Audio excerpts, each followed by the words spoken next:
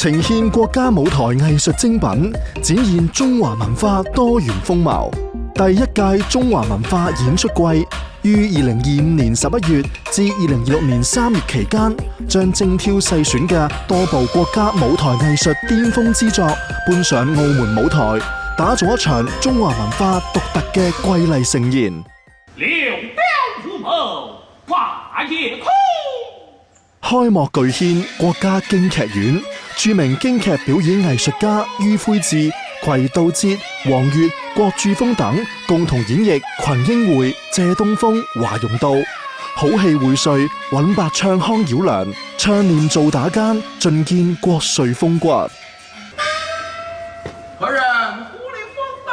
經典名作《白蛇傳》，一甲子薪火相傳，李勝素親攜京劇新銳楚風兒，於鑼鼓絲竹間演繹雷峰塔下至死不渝嘅心情，字字句句叩問人心。我們回去吧，回去吧，子宇，求求你，帶我回江東吧。楚軍形象沉浸式體驗，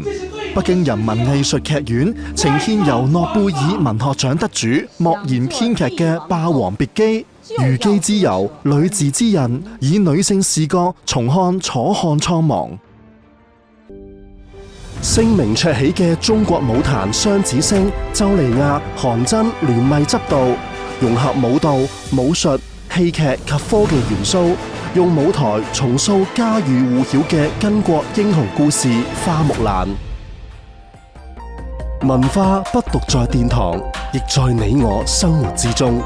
隨劇場演出，演出季更特別開展一系列節目延伸活動及交流演出。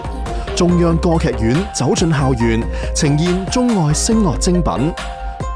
中國煤礦民工團喺新春期間到社區賀歲，展現相聲、雙簧、空竹雜技等多種傳統技藝，與眾同樂。將優質文化種子喺社區同校園傳播，令中華藝術滲透澳門嘅生活日常。